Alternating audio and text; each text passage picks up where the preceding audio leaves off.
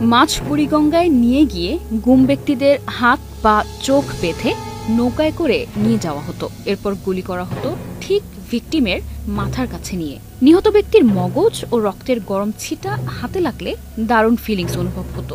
বলছি, হাসিনার আমলে তার ছত্রছায়ায় পালিত এক মানুষ খেকোর কথা। এই হিংস্র খুনি বরখাস্ত সেনা কর্মকর্তা মেজর জেনারেল জিয়াউল আহসান। বিশ্বের কুখ্যাত হত্যাকারীদের গল্প যেখানে রহস্যে মোড়ানো, সেখানে জিয়াউল আহসানের কর্মকাণ্ড সেই রহস্যকেও হার মানায়।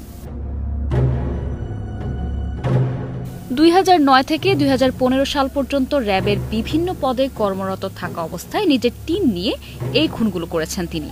এমনকি বিএনপি নেতা ইলিয়াস আলীর শেষ পরিণতিও ঘটে হাসিনার মনস্টার জিয়াউলের হাতে।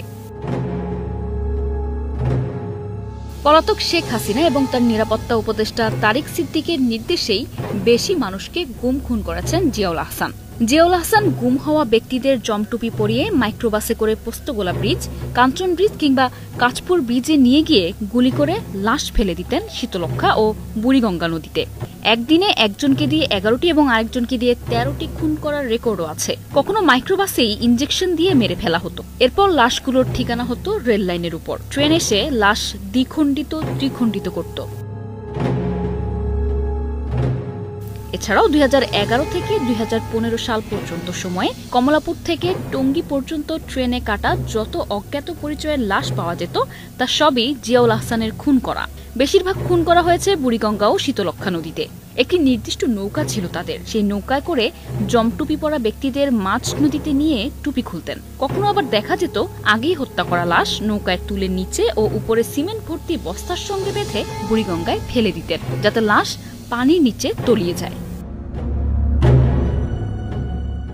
স্বৈরাচারের মহাশাসক হাসিনা ও তার নিরাপত্তা উপদেষ্টা তারিক সিদ্দিকের নির্দেশে গুম করে আয়নাঘরে রাখতেন ভিকটিমদের, আর সেখান থেকে বিভিন্ন কায়দায় খুন করে লাশ গুম করে দেয়া হতো। মূলত হাসিনা ও তারিক সিদ্দিকই তাকে মনস্টার বা দানব বানিয়েছেন।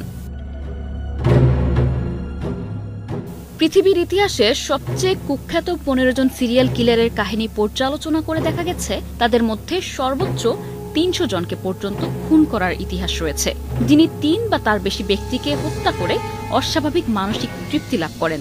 পুলিশের ভাষায় সেই ব্যক্তি সিরিয়াল কিলার। তবে বিশ্বের সব কুখ্যাত সিরিয়াল কিলারদের ভয়ঙ্কর কাহিনীকে ম্লান করে দিয়েছেন মনস্টার জিয়াউল আহসান। আন্তর্জাতিক অপরাধ ট্রাইব্যুনালের চিফ প্রসিকিউটর তাজুল ইসলামের বক্তব্যে এসেছে, জিয়াউল আহসান 1030 জনকে গুম খুন করেছেন অত্যন্ত নৃশংস বিভৎসতায়। শুধু গুম খুন নৃশংসতাই নয়, এই জিয়াউল আহসানের নামে রাষ্ট্রীয় ক্ষমতার অপব্যবহার, অনিয়ম, দুর্নীতি ও ঘুষ নেয়ার মাধ্যমে বিপুল সম্পদ অর্জনেরও অভিযোগ রয়েছে। তদন্তে পাওয়া তথ্য অনুযায়ী রাষ্ট্রীয় নির্দেশে গুম খুনের পাশাপাশি জিয়াউল আহসান রাজনীতির ছায়ায় অন্য লোকের কাছ থেকে মোটা অঙ্কের টাকা হাতিয়ে নিতেন, আর তাদের দেয়া নির্দেশে মানুষকে নির্মমভাবে হত্যা করতেন। এসব কালো লেনদেনের ফলে জমা হয়েছে তার বিপুল সম্পদ, যা আজও রহস্যের ঝাঁজে ঢাকা।